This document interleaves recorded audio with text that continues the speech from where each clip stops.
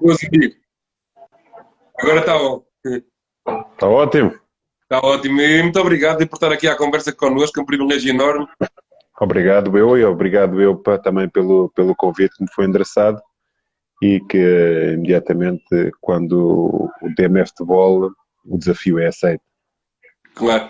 Ia-te começar a falar sobre a formação, que sei que tiveste no Benfica e Sim. tiveste também no Benfica B, no Braga B, no Santa Clara, por exemplo.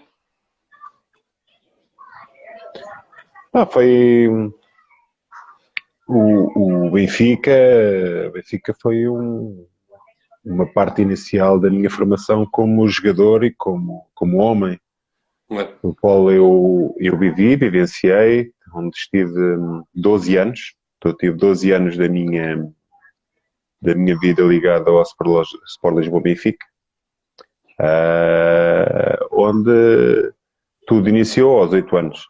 Uh, ainda estive também na equipa B durante alguns anos. Cheguei muitas vezes a estar com o plantel principal, onde também me estreiei uma vez, que tenho esse privilégio e esse orgulho que guardo com muito carinho.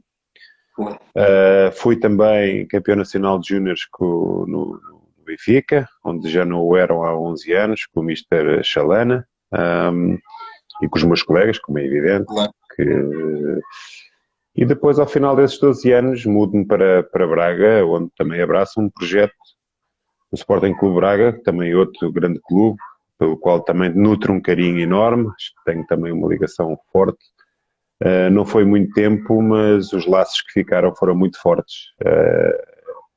Gostei muito de representar o clube, também estive muitas vezes no plantel principal, onde infelizmente não joguei, mas ainda fiz, salvo erro, entre 25 a 30 jogos na equipa B do Braga.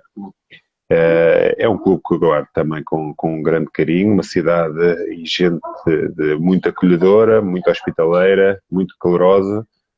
E pronto, existiu também outros, como o Santa Clara. O Santa Clara, já na minha via profissional, o Santa Clara também é um clube que faz parte da minha história, onde eu representei, tinha o Santa Clara descido da primeira liga para a segunda liga, representei-o na segunda liga profissional. São experiências onde me permitiu ver outra face do futebol,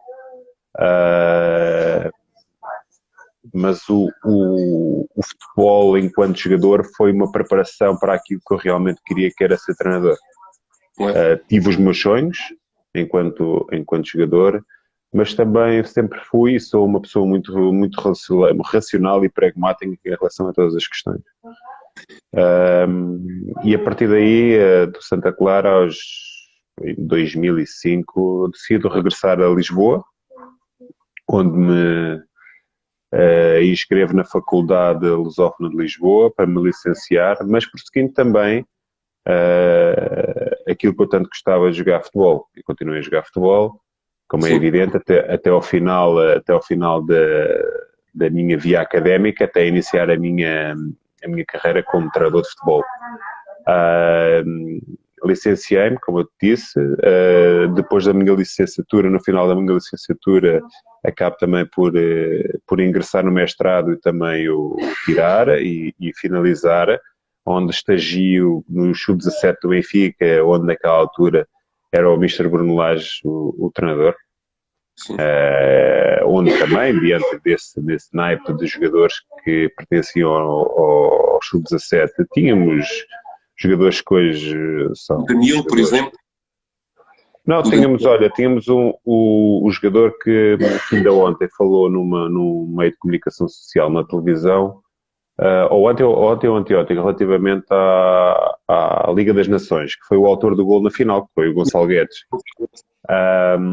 Pertencia ao grupo e outros, mas esse penso eu que era o jogador com que viria a ter mais pressão daquilo que hoje são os nossos dias. E depois, quando finalizo o mestrado, esse meu estágio, tenho a felicidade de ingressar num projeto além fronteiras, no Irão, mais concretamente o trator, e aí sim, de certeza que vais Mas abordar aqui, esses assuntos, e aí assim começa a iniciar a minha ia só carreira interromper, como treinador de futebol. ia só interromper aqui num aspecto que sei que tens Diz. aqui muitos adeptos de trator a mandar mensagens. Muitos, muitos, muitos, e não tenho mais porque estas horas também já vão, o dia já vai muito adiantado no Irão, mais concretamente a Tabriz, mas é sempre um privilégio ter gente de quem, depois de alguns anos de estar lá, ainda me abordar, ainda tratarem-me com carinho, sinal do enormíssimo trabalho que foi feito durante quatro épocas desportivas, onde é sempre bom quando somos reconhecidos e deixamos marca. E ela é concedida através desse carinho que tu podes e todos podem observar. Ia-te falar um bocadinho sobre o futebol de rua. Sei que também deves ter começado a jogar os primeiros pontapés e foi na rua, né? E não achas que faz falta hoje em dia o futebol de rua, mesmo nas formações?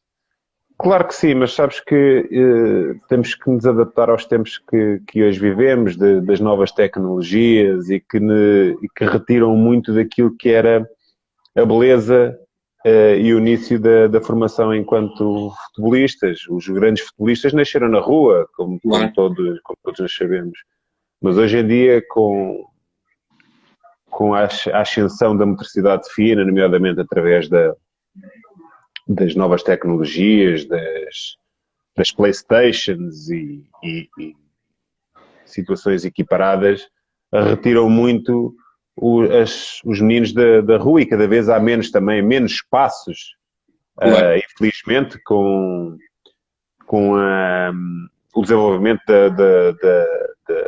das construções e das urbanizações dentro das próprias cidades, retiram espaços aos meninos para poder desenvolver e, e ter o gosto, pelo gosto que eles têm de jogar futebol. Mas não nos podemos esquecer que acho, relativamente à tua pergunta, se faz falta, faz, nomeadamente para mantermos ativos as crianças, que acho que Claro. depois, porque pode desencadear outros malefícios, nomeadamente relativamente à obesidade, retirar as crianças de casa, retirar as crianças da obrigatoriedade, entre aspas, de terem que estar em casa ao abrigo das novas tecnologias, como os iPads. Olha, estava a olhar agora, olha para o meu lado esquerdo, está o meu filho no iPad, por exemplo.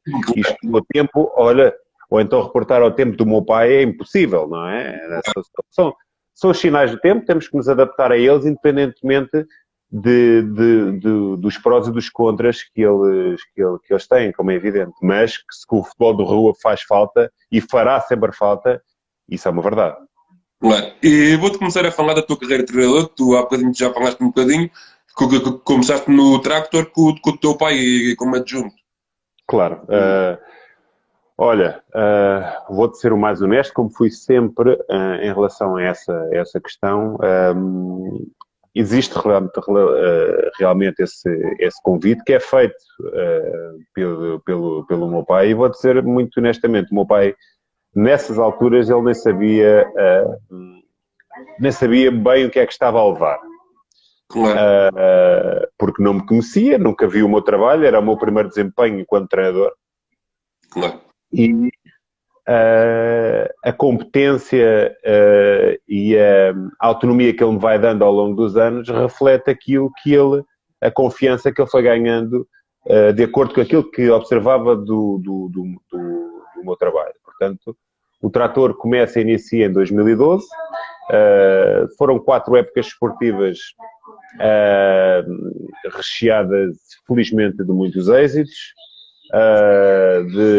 Foram 3 ou 4 qualificações para a Liga dos Campeões da Ásia, foram 3 ou 4 participações na Champions da Ásia, foi uma taça do Irão, o único troféu que o Trator tem na sua história, foram 3 vice-campeões, um deles eu ainda hoje recordo e digo sempre que fomos campeões porque retiraram-nos essa possibilidade de ser, porque o Trator é muito mais para além de apenas um clube de futebol.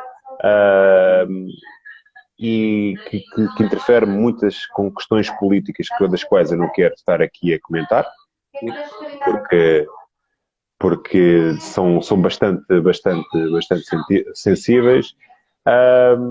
Mas foram 4 anos maravilhosos que eu passei num país apaixonado pelo futebol, numa cidade que é Tabriz também muito apaixonada por aquilo que é o futebol, pelo seu clube, porque o Trator é uma bandeira de 45 milhões de adeptos, não estamos a falar em 12 milhões, portanto é um clube por onde nós fôssemos jogar, independentemente que fosse fora. Tínhamos uma falange enorme de apoio. Os jogos em casa, a média eram de 40 a 50 mil adeptos, para além de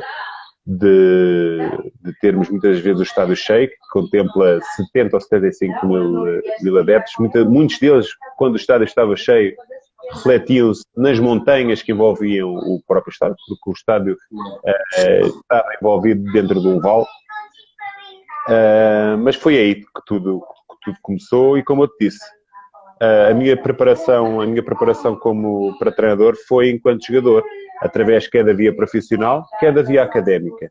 E foi indo e buscando esse conhecimento, para além de ir também retirando os cursos do EFA ao longo desse tempo, que tanto me fazem falta para desempenhar a minha função de treinador de futebol.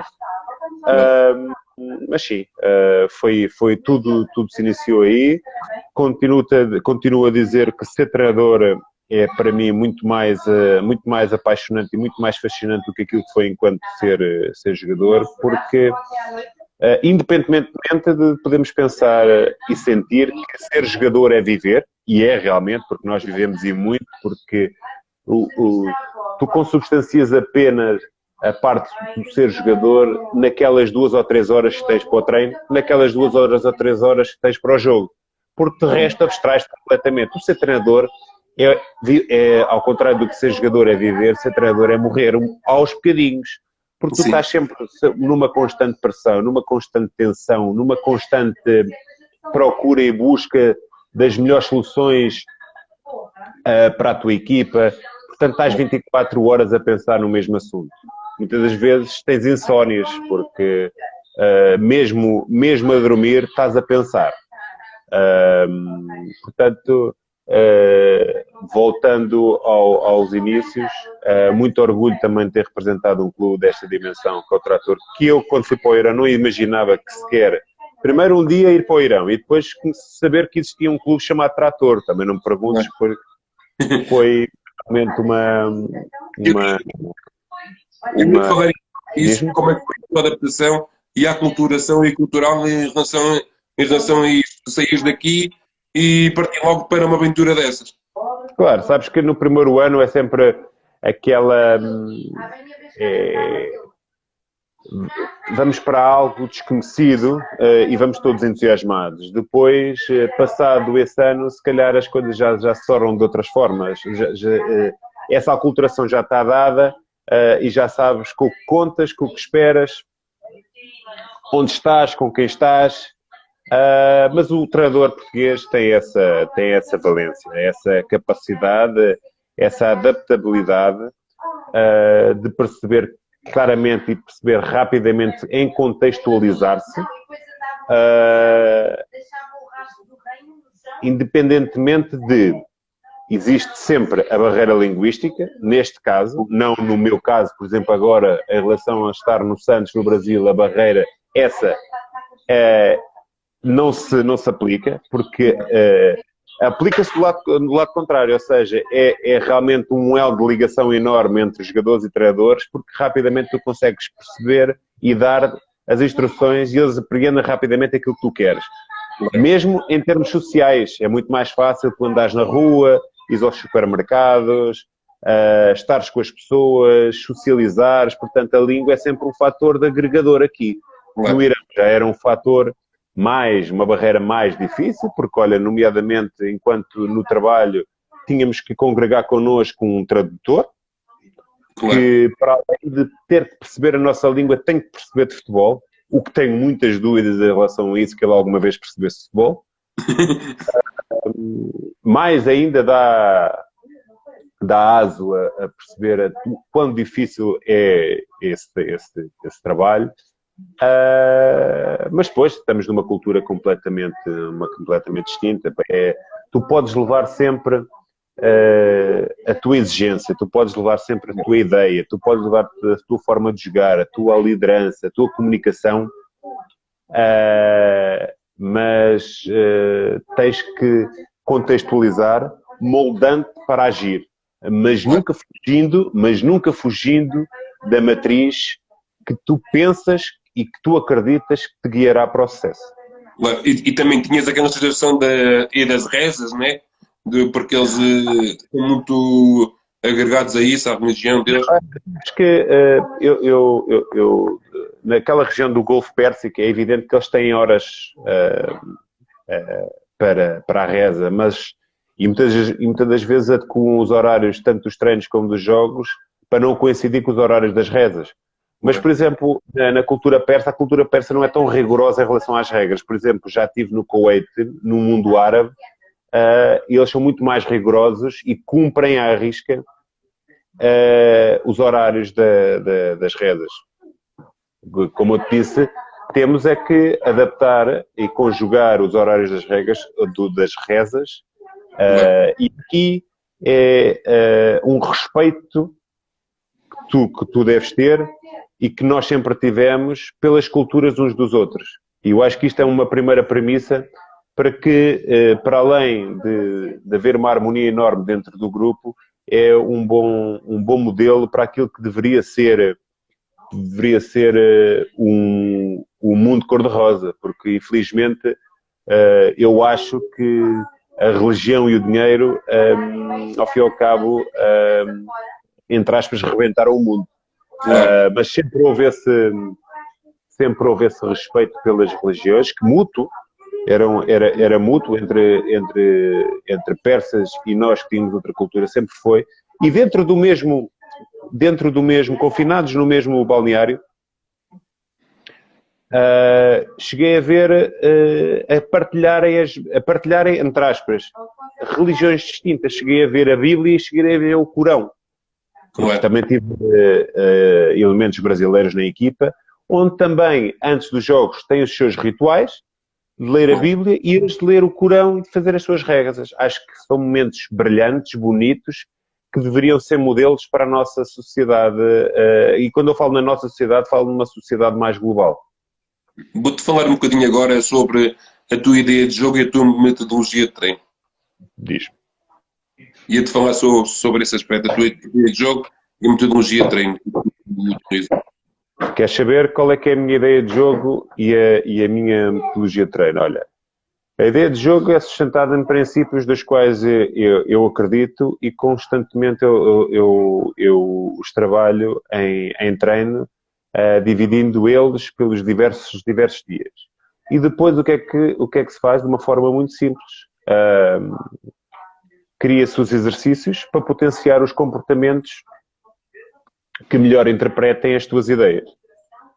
Relativamente aos exercícios, eu diria-te que, para mim, o importante não é a variabilidade deles, mas é criar poucos e aqueles que tu realmente verificares que te deem sucesso, repeti-los muitas vezes. Porque o treino é a repetição, e não é por teres muitos que vais ter mais qualidade do que outros. Claro. É tu encontrares os exercícios certos que tu pensas que potenciam claramente as ideias que tu pretendes para o teu jogo. Claro. É evidente que há um conjunto de comportamentos dentro de cada momento que consubstancia a minha forma de jogar, que eu te podia aqui explanar. Tenho grandes princípios, tenho subprincípios e depois tenho aqueles que as pessoas, muitas delas, chamam que são subprincípios, que estão claramente, relativamente mais a detalhes e a situações muito, muito específicas daquilo que é o nosso e aquilo que é o meu jogo. Mas acima de tudo, o segredo, eu podia dar-te aqui um conjunto de exercícios que eu aplico dentro dos comportamentos, porque os exercícios, dentro do próprio exercício, que tens um exercício base, tu depois vais fazer evoluindo de acordo com a resposta que os teus jogadores te vão dando. Claro. E daquilo que tu vais observando. E há outras que tu alteras a partir de um comportamento, dás-lhe uma nuance diferente, porque pensaste de forma diferente. E depois podemos juntar o lado estratégico, porque esse também está sempre presente. E que eu tive a dizer assim. Pronto, e esse está sempre presente, porque senão, eu já lá chego. Se vais falar a seguir, eu já lá chego. O que eu tive a falar a seguir, se quiser já falar, era identidade e barra estratégia ou as duas coisas juntas. Pronto, então eu já lá chego à identidade barra estratégia e vou-te dizer, para clarificar em relação a esta situação da minha ideia e da metodologia do treino, que potencia essa ideia. Porque o mais importante no exercício é a tua comunicação, o feedback. Sim. Esse, para mim, é o essencial para tu teres sucesso real no exercício. Porquê? É tu perceberes claramente, primeiro dominares o exercício e depois perceber claramente e identificar os erros que vão sucedendo ao longo do exercício. Não podes adivinhá-los todos, porque todas as situações e todas as ações são diferentes, os erros vão sucedendo. É preciso dominares claramente a tua ideia, os comportamentos que tu queres e identificá-los durante o exercício e claramente corrigi-los de imediato. Tu não podes deixar que o exercício corra sem corrigir o erro, porque aquela ação, aquela situação pode não voltar a ocorrer, mas no jogo pode suceder e tu já não tiveste tempo de corrigir. Portanto, imediatamente, primeiro tens a capacidade e a habilidade de identificar o erro que existiu no exercício de acordo com o comportamento que tu queres. Se ele não existiu, claramente corrigir no momento, com feedback positivo, assertivo, de acordo com aquilo que é o comportamento que tu realmente queres para o teu jogo. Seja ele o momento em que nós estivermos a falar e a treinar. Portanto, acho que o feedback é fundamental e acho que é esse quando muitas das vezes me abordam e me requisitam para falar em algumas situações daquilo que é o jogo. Eu não tenho nenhum problema em explanar o meu modelo de jogo. Está todo clarificadinho num documento. E também tenho lá os exercícios. Eu posso usá-los todos, não tenho problema, já o fiz. E falo-ei às vezes que for necessário e assim que eu entender. Porque o resto está comigo. Claro. O resto está comigo. A sensibilidade que tu tens para o exercício. Isso é que é ser treinador. Tu percebes se o espaço está bom, se está mau, se é preciso alongar, se é preciso encurtar, dar mais complexidade. Portanto, mexer nas componentes estruturais do exercício. Essas são as situações mais em que tu és realmente treinador e depois, aliado a isso, esse feedback que eu te falei, que é fundamental e fulcral para tu realmente teres sucesso naquilo que são as tuas ideias, os teus comportamentos que tu queres em cada momento do teu jogo. Relativamente à identidade e estratégia, não consigo dissociar um das outras, porque senão não contemplava no meu morfociclo padrão a existência de observação do adversário. A partir do momento em que tu estás a observar o adversário, já tens a ter uma componente estratégica, independentemente de ainda nem teres sequer treinado. Porque se tu pensasses apenas na identidade, treinavas só o teu jogo sem pensar naquilo que é o adversário, mas a maioria das equipas, ou quase todas, 100% delas, vão observar o adversário. Eu observo, não consigo dissociar uma das outras. Não fujo da minha identidade, crio nuances de acordo com o jogo adversário que eu vou defrontar. Porquê? O que eu tento é reduzir ao máximo a imprevisibilidade do jogo de futebol. E se ele me cria imprevistos, eu tenho que reduzi-los ao máximo. Para quê? Ao observar o adversário, estou logo a reduzir a imprevisibilidade de um jogo. Claro. Porquê? Vou perceber e vou observar quais são os padrões comportamentais que ele tem em cada momento do jogo. E depois é aproveitar os espaços que ele me oferece e retirar aquilo que é a observação da minha equipa. Não é retirar e aniquilar os pontos fortes do adversário.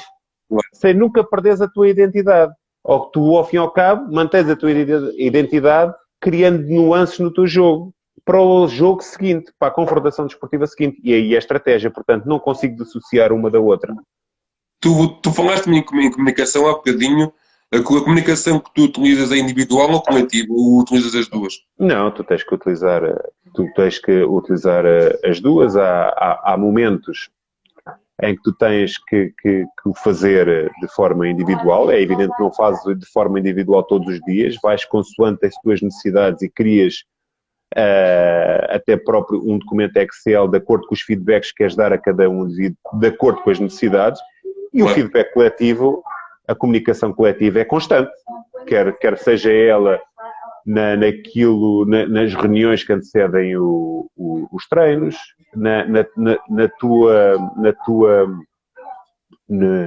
no teu guiar do treino, nas reuniões que precedem o jogo, nas reuniões ao intervalo, nas reuniões do jogo. Portanto, essa comunicação coletiva está sempre presente e constante em todos os treinos, em todos os momentos competitivos.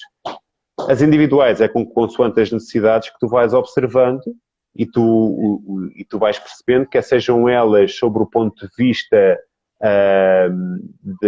do jogo, quer sejam elas sobre o ponto de vista emocional. Portanto, é evidente que tu não vais... A tua comunicação individual tu não vais conseguir falar com todos os jogadores num dia só. Portanto, acho que ela, de acordo com as tuas necessidades, vais falando. Também para conhecer um pouco aquilo que são os teus jogadores. Porque quanto mais conhecê-los, melhor. E a comunicação coletiva, essa tem que estar sempre presente, sobre o ponto de vista do jogo, sobre o ponto de vista emocional, sobre o ponto de vista das regras que regem um grupo. Portanto, há um conjunto de fatores que tens que sensibilizar quando utilizas uma e quando utilizas outra. E como o relevo que dás à gestão emocional do jogador? Ou é muita, muita, porque eu digo sempre que o ser treinador é muito mais do que saber do jogo e do treino. O ser jogador é teres a capacidade de gerir recursos humanos à tua disposição. É gerir essas emoções das quais tu estavas a falar. É ter a capacidade de congregar um grupo num compromisso forte para alcançar um objetivo comum.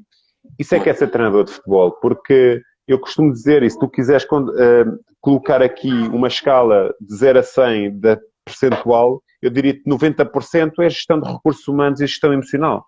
10%, e estes 10% são fundamentais, importantes e decisórios, porque consubstanciam muito aquilo que é a tua identidade enquanto treinador e enquanto equipa. E dessa também não abdico, mas a outra é fundamental, porque tu não podes nunca ter um compromisso comum se não tiveres os jogadores do teu lado. Portanto, acho que essa parte é fundamental e só está ao alcance de alguns, porque é preciso ter muita sensibilidade.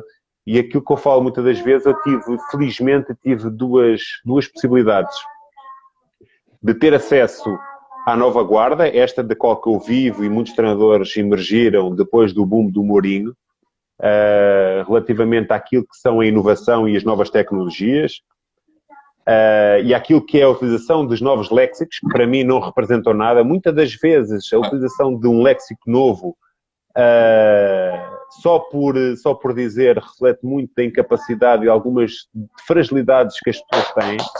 E eu também tive acesso à velha guarda.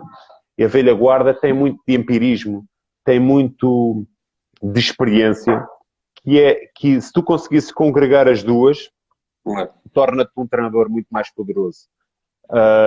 E eu tive, felizmente, a base de poder ter treinadores com quem eu trabalhei de altíssimo gabarito, que têm, para além daquilo que é o jogo e do treino, têm uma capacidade de gerir emoções e de gerir grupos, que foi aí que realmente refleti e pensei que só treino e jogo não chega.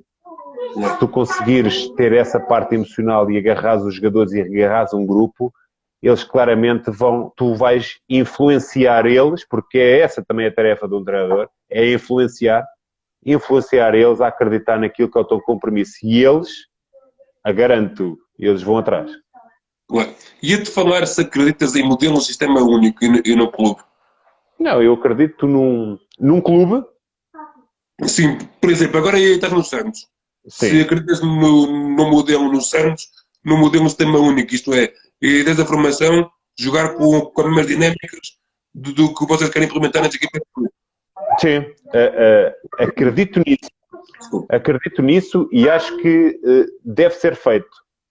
Acho que deve haver uma identificação clara daquilo que é o jogo e uma transversalidade desde as bases, desde os mais pequeninos ou a partir de uma certa idade em que o tático já começa a ter uma parte fundamental daquilo que é o treino. Podemos estar a falar, por exemplo, sub-15, sub-17, sub-20, equipa B, equipa principal. Aí sim faz sentido haver uma transversalidade enorme daquilo que é uma identidade de um clube criada a partir de um modelo que depois tu crias também uma metodologia de treino aliada para esse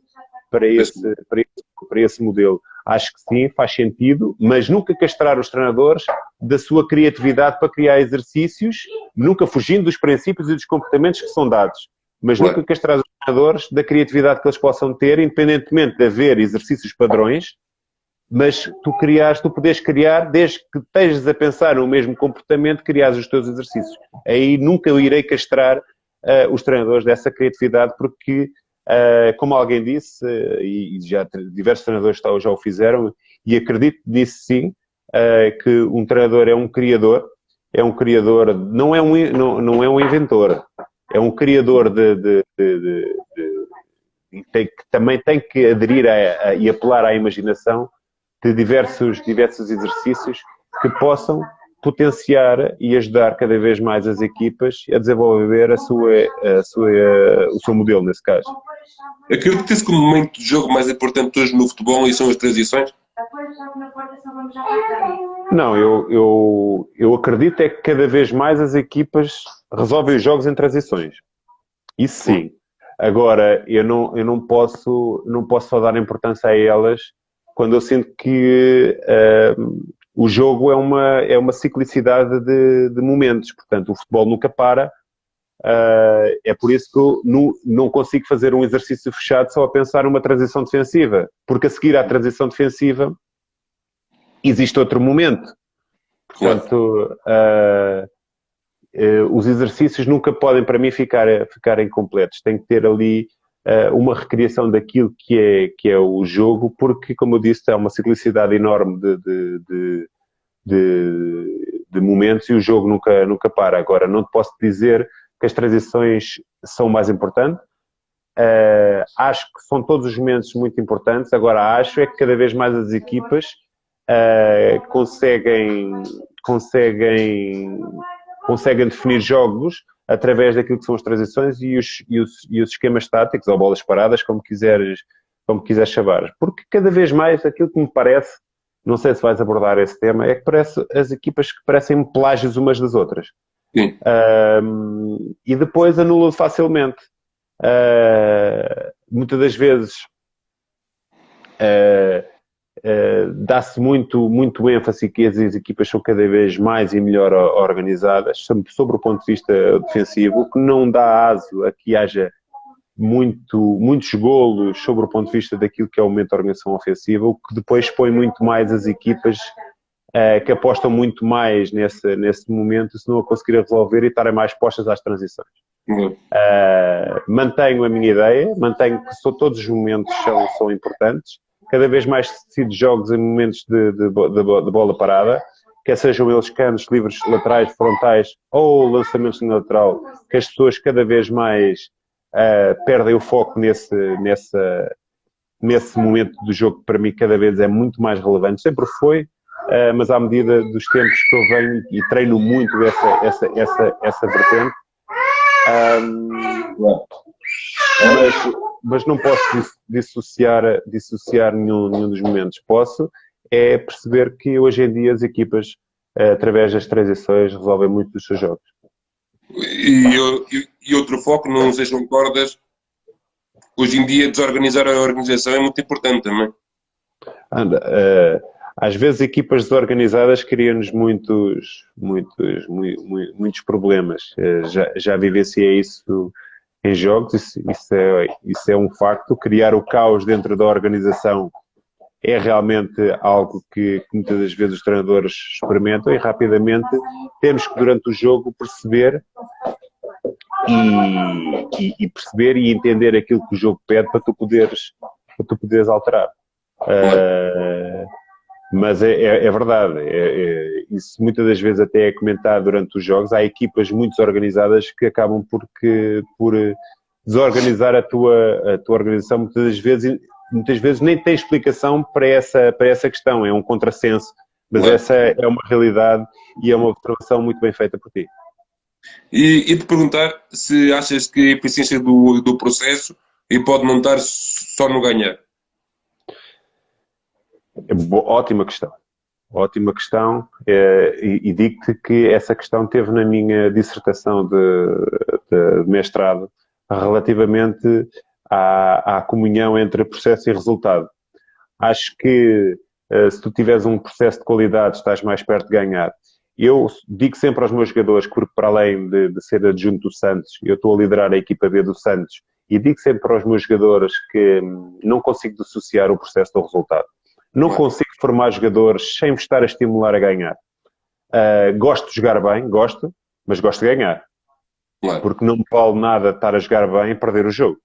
Porque o futebol e os treinadores são avaliados de consoante o seu resultado. Portanto, tem que ser... Eu sou um romântico pragmático.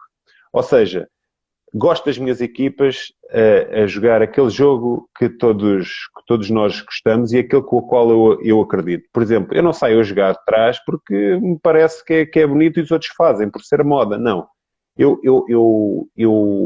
saio de trás primeiro porque me estimulo os meus jogadores a resolver problemas, a criar situações que promovam problemas. Depois, perceber claramente e fazer perceber claramente aos meus jogadores que o futebol é um jogo de relações numéricas. Em todo o terreno de jogo, em todo o espaço de jogo. Portanto, o que eu quero é atrair o adversário e criar superioridade numérica do lado onde está a bola. E conseguires passar com a bola por todas as fases até chegar às zonas de finalização para criar situações de golo. Não faço isto por um romantismo que pertence à moda. Faço isto pelas situações que outros querem. É muito mais fascinante e muito mais problemático, entre aspas, para o jogo ou para o jogador, para resolver situações, jogar desta forma e criar e saber e fazer-lhes perceber o jogo de que ele é realmente um jogo de relações numéricas, onde temos que realmente atrair o adversário para criar essas superioridades pelo lado onde nós temos. E depois eu dou-lhes de acordo com aquilo que é o modelo, as diversas pistas, e depois são eles, de acordo com a situação e com a condição que o adversário impõe, têm que as resolver. Portanto, mas de uma forma muito direta não te consigo dissociar o processo do resultado. São as duas muito importantes, dou muita importância às duas, porque penso que se jogar bem estou mais perto de ganhar, mas não consigo jogar bem e perder. Portanto, o bom disto tudo será sempre conciliar o processo e o resultado, e estarem os dois sobre o ponto de vista qualitativo lá em cima. Ia-te falar se és favorável à participação dos jogadores no processo de treino. À participação em como vão treinar, em como vão trabalhar? Acho que sim. São eles que vão desenvolver o trabalho. Acho que eles, e é-lhes prescrito, muitas das vezes antes do treino, para estarem mais familiarizados com os exercícios que vão acompanhar e com os temas que vão ser abordados durante aquela sessão de treino. Mas acho que sim. Acho que tu tens claramente, como treinador, dar a voz ativa aos teus liderados. Se tu colocares limites nas situações, os jogadores sabem até onde ir. Portanto, eu acho que deves partilhar esse momento com eles, tanto que a prescrição de exercícios é feita, e mesmo no campo, ela, através de diversos meios que são muito utilizados, ou através do board, ou através do iPad, muitas das vezes são demonstrados, mas a melhor demonstração é aquela que é feita no campo. Portanto, e é aí claramente porque muitas das vezes o jogador diz que percebeu ou não percebeu nada.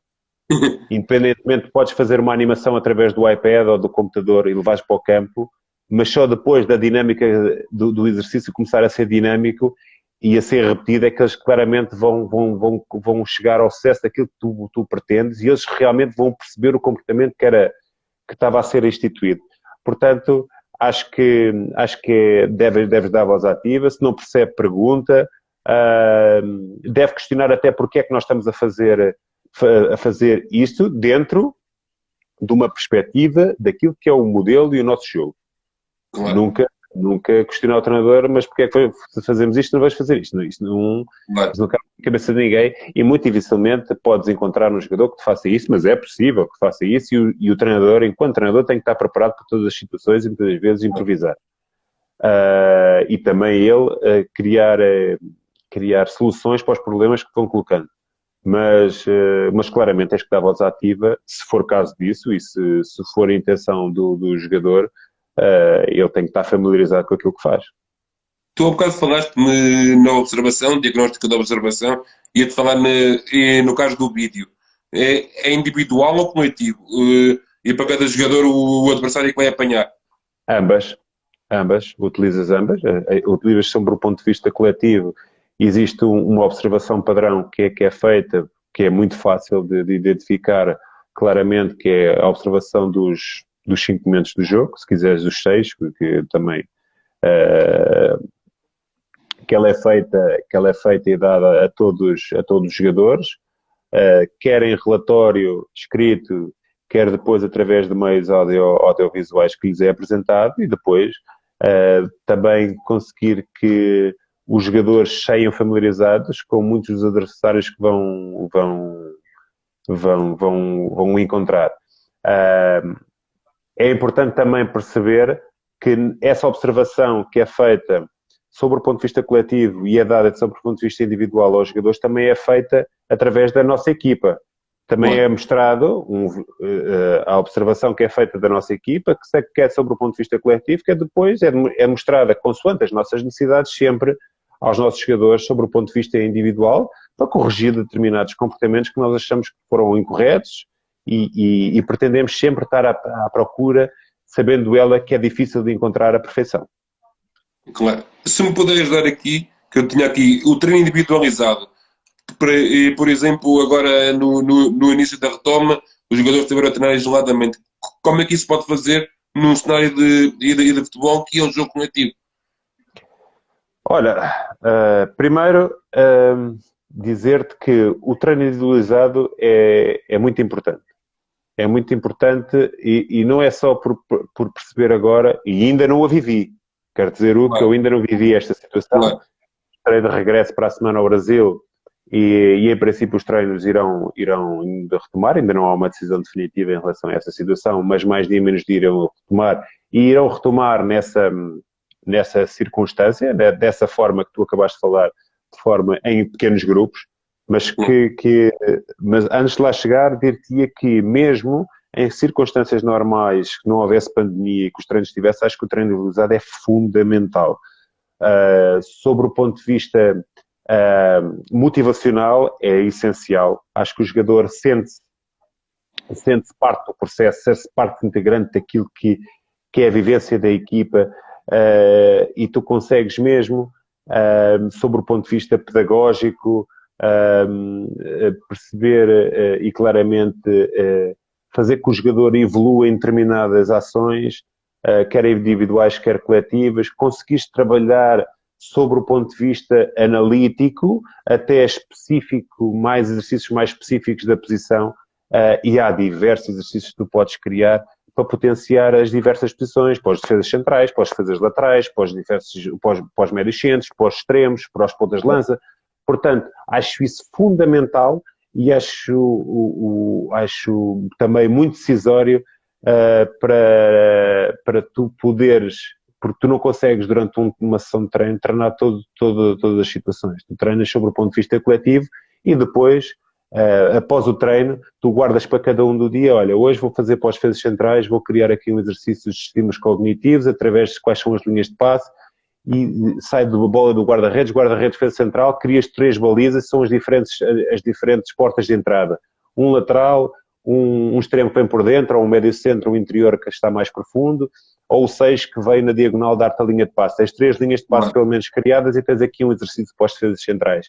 E rapidamente tu crias ali estímulos cognitivos, dás cores às balizas e tu chamas o nome da cor, o amarelo, ou vermelho, ou azul, seja lá o que for, e tu crias aqui para os médios centros, criar exercícios de passe com orientação da sua recepção, jogar para a frente, passe vertical, portanto, não jogar para trás, portanto, tu consegues criar aqui um conjunto, uma panóplia, tu podes pós pontas de lança criar exercícios, quer sobre o ponto de vista de movimentos de corredor central, quer sobre finalização, de ocupações de zonas de finalização através de cruzamento, portanto, há aqui uma panóplia de situações que tu podes criar, que tu fazes, que estimulas os jogadores, colocas-os motivados, e acho que isso é fundamental para congregar àquilo que foi o trabalho coletivo que tu fizeste anteriormente.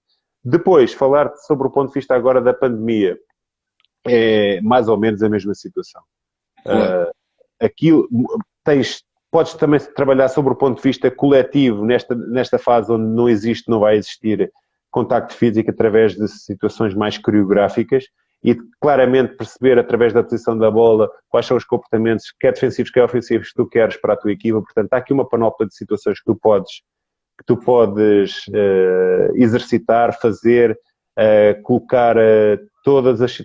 lá está, é seres um criador a imaginares através das limitações que tu possas ter agora, diversas situações e acho que até te vai potenciar muitas coisas, muitas situações que se calhar outrora não estavas a trabalhar. Ia-te fazer uma questão, que é mais um dilema. Ia-te perguntar, Simeone barra Guardiola ou as duas coisas juntas As duas coisas juntas. Não diria que era o treinador perfeito, mas lá está. Poderíamos dizer, olha, que um privilegia mais um momento e o outro privilegia mais o outro. Portanto, se tu congregares os dois, se calhar fica um treinador melhor. Portanto, não há situações perfeitas. Há treinadores que acreditam em determinada situação, outros que acreditam noutra. É preciso tu, primeiro de tudo, teres uma ideia. Agora, se ela é mais ofensiva ou mais defensiva, isso já é outra questão que nós podemos aqui debruçar-nos e abordar. Mas agora, é que, enquanto treinador, tu claramente tens de ter uma ideia daquilo que tu queres. E nunca ser uma ideia fechada, ser uma ideia aberta, porque aquilo que foi o meu modelo, por exemplo, em 2012, não é o meu modelo que é hoje em 2020. Portanto, tem muitos princípios muito iguais, outros idênticos, outros evoluíram para outras situações que tu vais vendo e tu dizes, porque eu não sou uma pessoa tapada. Se vir alguma situação que faça sentido ou que eu crie e que vá demonstrar e vá experimentar no treino, porque muitas das vezes o treino e nós vamos por tentativa e erro. As coisas primeiro têm que ser experimentadas para eu perceber se ela é solução ou não. Mas acho que acima de tudo um treinador claramente tem que ter uma ideia claramente definida, nunca fechada, e depois aí sim criares exercícios, os exercícios certos para potenciares essa ideia, porque há aqueles treinadores que depois tu podes cair no erro de não teres ideia e andares a treinar um grupo de exercícios sem qualquer relação que existe entre eles. Portanto, isso é o maior erro que os treinadores podem ter, é não treinarem algo, e depois sabes que o jogador é muito inteligente. O treinador já percebe de futebol.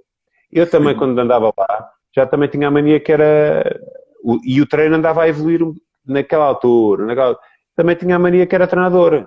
Porque já fui percebendo. Também perguntava ao treinador... Por exemplo. Porque é que meio metro mais para o lado? Porque é que não é mais um passo? Porque é que é mais fechado? Porque é que é mais aberto? Porque é que não é mais baixo? Porque é que não é mais alto? Portanto, o jogador é inteligente. E o jogador, quando percebe... Ele percebe, o jogador percebe tanto que existe competência como existe incompetência. Portanto, eu, acima de tudo, fixei que quando eles percebem que existe competência, eles aderem claramente à tua ideia. Eles comprometem-se claramente à tua ideia. Eles acreditam naquilo que tu dizes. Quando começam-se a desmobilizar é porque deixaram de acreditar. Estou-me aqui a fazer uma questão e já sou muito, aqui em inglês. ao que estão a perguntar onde é que está o teu pai e que estou à espera dele no tractor. Isto Ah, pode pá, ter, se calhar. ah, for the people that are seeing me now, first of all, I'm here with Hugo to make an interview to talk about football, about my idea, my methodology, training methodology. But mainly, I want to say thank you for your support. I want to say also that Mr. Tony is fine, and uh, as always we said before that the tractor and the tractor fans are always in our hearts, and also this is the feeling of Mr. Tony, and I would like to share with you. My father is fine as well, and we are here also every time to support one of the biggest team in the world, and one of the team that he is in our heart. Yashassin Tractor, Yashassin Azerbaijan. Força Tractor. Eu tinha de fazer essa questão que Não faz estava mal, fizeste bem. a pedir-te. Ia-te propor outro dilema. Imagina Diz, que sofres um golo cedo. Como é que o diz. trabalho, como é que o microciclo semanal que estiveste a preparar aquele jogo e vais conseguir organizar a equipa depois de sofrer assim um golo cedo?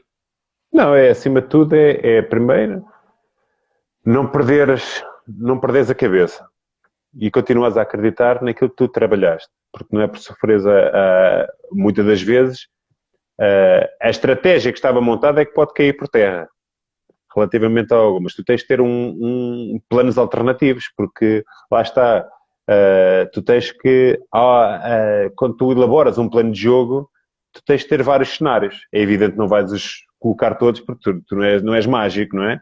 Claro. Mas há um conjunto de situações que tu tentas reduzir ao máximo essa imprevisibilidade, e há muitas situações que tu não, muitas das vezes não esperas, mas isso também depois lá faz parte também da intuição, da capacidade, da qualidade do treinador de tentar inverter as situações, muitas das vezes através de alguma nuance tática, de alguma alteração de jogadores, e depois muitas das vezes as alterações podem ou não surtir efeito, às vezes surtiram, outras não, mas se sofrer um gol ao primeiro minuto, a minha capacidade em acreditar naquilo que é o meu jogo mantém-se, é inabalável relativamente a essa situação. Mas é evidente que se calhar sobre o ponto de vista estratégico, as situações, se foram em termos de aniquilar o adversário, talvez vão alterar um bocadinho, porque se calhar vou apostar um bocadinho mais naquilo que é a componente ofensiva, mas o jogo não pode acabar se sofreres um gol. O jogo começa outro jogo a partir daí, ou se calhar o mesmo jogo, mas acima de tudo é acreditares naquilo que é a tua ideia, que é a tua forma de jogar, porque se tu alterares, os jogadores vão deixar de acreditar. Claro.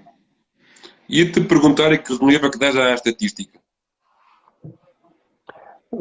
A estatística acho que é importante, mas muitas vezes não nos explica tudo.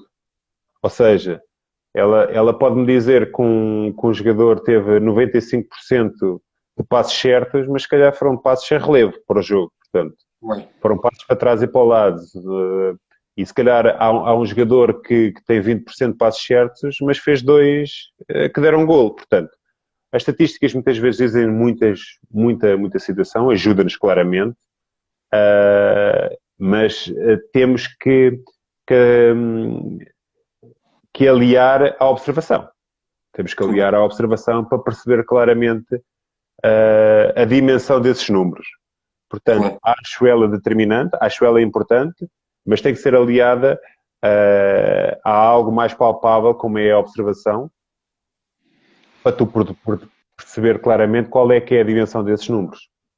Claro. Ia-te perguntar qual o momento mais complicado da tua carreira até o momento?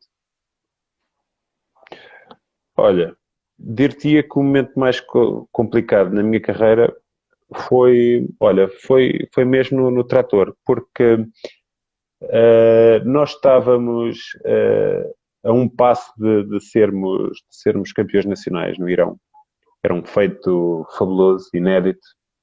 Nós tínhamos pegado na equipa, estava em sexto lugar, e em 10 jogos fizemos, salvo erro, 9 ou 8 vitórias. E acabámos, e dependíamos de nós próprios no último jogo para sermos campeões. Estávamos a ganhar 3-1, e acabámos por empatar 3-3, por uma situação em termos de decisão do árbitro que foi infeliz nesse jogo, através de decisões complicadas, sempre em desfavor do trator, o que nos retirou a possibilidade de sagrar-nos campeões nesse dia, na última jornada, que foi um momento duro. Mas também são esses momentos duros que nos fazem crescer. Foi em 2014, acho que foi um momento, foi um momento difícil, principalmente após o jogo, após uma hora depois do jogo, aí é que me caiu a ficha e é que me percebi a dimensão daquilo que tínhamos deixado de fugir, mas não por iniciativa própria, mas por iniciativa de terceiros.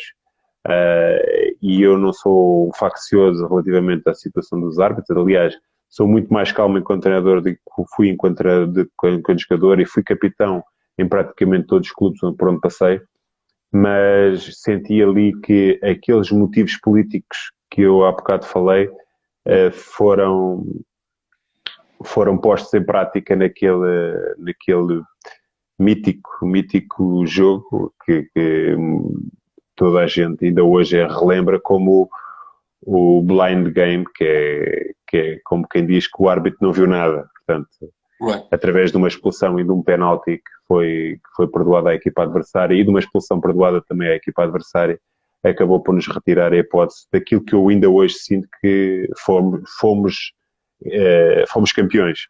Claro. Eu vou-te só pedir se podemos sair e voltar a entrar, porque isto está para de uma hora, isto vai abaixo. Vamos embora a isso. Está bem? Então vá, até já. Até já.